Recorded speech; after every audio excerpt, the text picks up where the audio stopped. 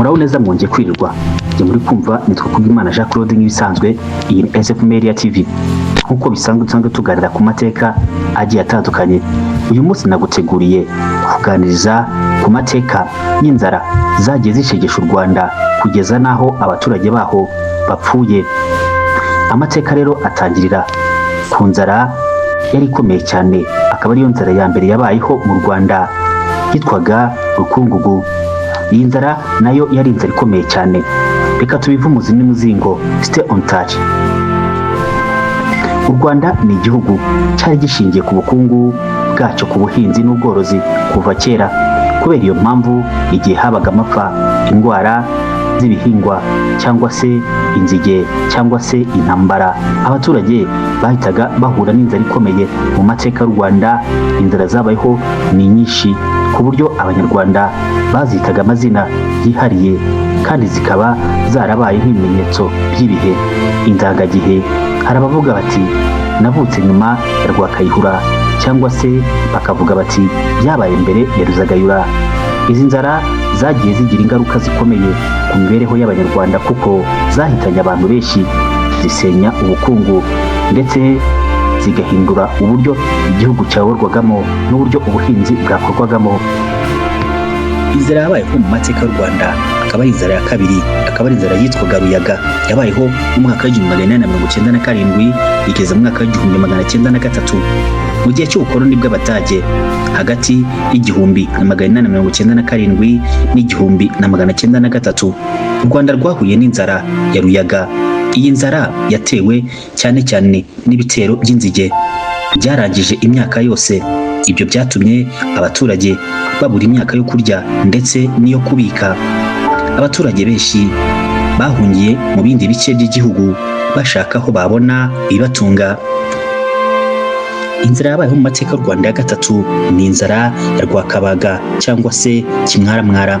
Iyi nzara yabaye mu mwaka w'1906 igeza mu mwaka w'1909.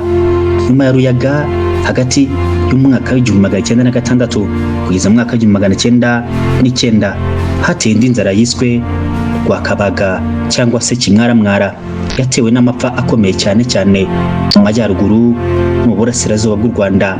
Iyo nzara yatumye amatungo menshi apfa, imyaka iruma, abaturage benshi baricwa, inzara irabica koko irabatsemba. Inzara ya kane yabaye mu mateka y'u Rwanda ni inzara yitwa Rumanura cyangwa se Rumanura Imbaba. Yabaye mu mwaka w'1916 igeza mu mwaka w'1918 mu gihe cy'intambara ya mbere y'isi. Mu mwaka w'1915 kugeza mu mwaka w'1918 u Rwanda rwahuye n'inzara ya Rumanura cyangwa se Rumanura Imbaba. Yabaye hagati y'1916 igeze mu mwaka w'1918. Impamvu nyamukuru zayo ni intambara ya mbere y'isi nyine ko natangiye mbivuga. Abaturage barahungaga bagahunga ingo zabo, ingabo zasubiraga inyuma zikajya gusahura imitungo y'abaturage, inzige zangizaga imyaka. Iyi nzara yahitanye abantu benshi cyane. Abapadiri bo muri misiyoni ya Nyundo batangaje ko muri aka gace honyine hapfiriye abantu barenga 25,000. Inzara ya gatanu yabayeho mu mateka y'u Rwanda ni inzara yitwaga Gakwege. Iyi nzara yabayeho mu mwaka w'1924 igeza mu mwaka w'1926.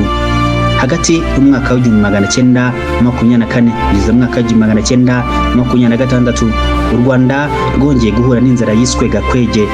Iyi nzara yatewe n'umusaruro muke w'ubuhinzi n'ibihe bibi by'ikirere. Nubwo itahitanye abantu benshi nk'ibisanzwe nk'izindi nzara, ariko yahinduye imibereho y'abaturage. Inzara ya gatandatu yabaye mu mateka y'u Rwanda ni inzara yitwaga Rwakayihura. Iyi nzara yabaye mu mwaka w'1928 igeza mu mwaka w'1930. Nyuma y'imyaka ibiri gusa, hagati y'umwaka w'1928 kugeza mu mwaka w'1930 hateye inzara ya Rwakayihura. Ni imwe mu nzara zikomeye cyane zabayeho mu Rwanda, yateye n'amapfa akomeye. Abantu barenga 35,000 bahasize ubuzima. Nyuma yayo ubuyobozi bw'Ababiligi bwafashe ingamba zo kwirinda ko hakongera kubaho iyindi nzara, gutegeka ku gitsure guhinga imyumbati, ibijumba, ibirayi. Iri hingishwa ku gahato ryiswe shikura cyangwa se shiku, nubwo abaturage benshi batabyishimiraga, byafashije kongera ibiribwa mu gihugu. Inzara ya karindwi yabaye mu mateka y'u Rwanda ni inzara itazigera yibagirana mu mateka y'Abanyarwanda. Iyi nzara yitwa inzara ya Ruzagayura, gusa akunda kumva abantu benshi bayivuga. Yabayeho mu mwaka w'1943 igeze mu mwaka w'1944 mu gihe cy'intambara ya kabiri y'isi, hagati y'umwaka w'1943 kugeza mu mwaka w'1944. U Rwanda rwahuye n'inzara ikomeye cyane yiswe Ruzagayura. Niyo nzara ikomeye kurusha izindi mu mateka y'u Rwanda, yatewe n'impamvu nyinshi zirimo amapfa, intambara ya kabiri y'isi, indwara z'ibihingwa, gufatira abaturage imyaka n'amatungo, imihindagurikire y'ikirere. Abaturage benshi bahungiye mu bihugu by'ibituranyi nka Uganda, Congo, Tanzania n'u Burundi bashaka aho babona ibyo kurya. Abantu ibihumbi byinshi barapfuye bazize inzara n'indwara ziyikomokaho.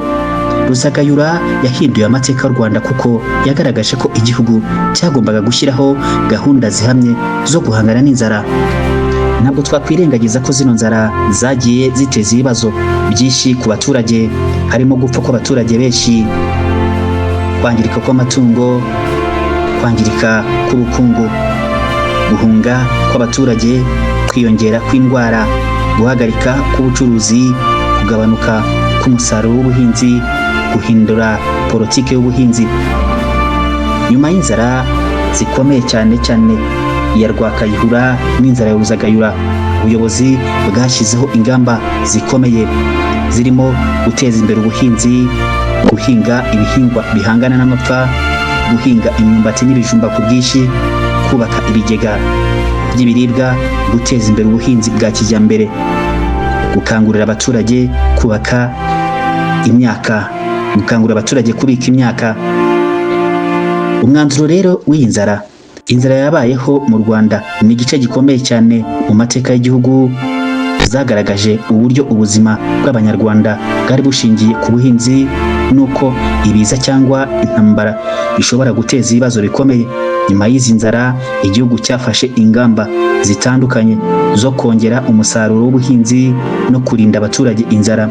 Aya mateka adufasha gusobanukirwa akamaro ko kwihaza mu biribwa, kubungabunga ibidukikije no gutegura uburyo bwo guhangana n'ingaruka z'imihindagurikire y'ibihe. Ngayo nguko amateka y'inzara zagiye zishegesha u Rwanda kugeza naho abaturage barwo bahashiriye kubera inzara. Inzara irica kandi koko inzara ni mbi, tuyirinde rero dukaza ingamba twita ku bidukikije. Jyemwe banaga mu nkunu twakubwimana Jean Claude nk'ibisanzwe. Iyi ni SF Media TV, stay on touch, nibagiye gukora subscribe. Ndabakunda.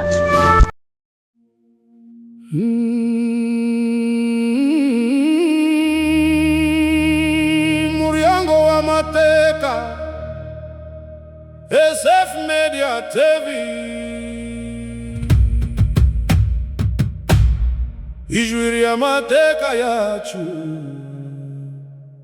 SF Media TV.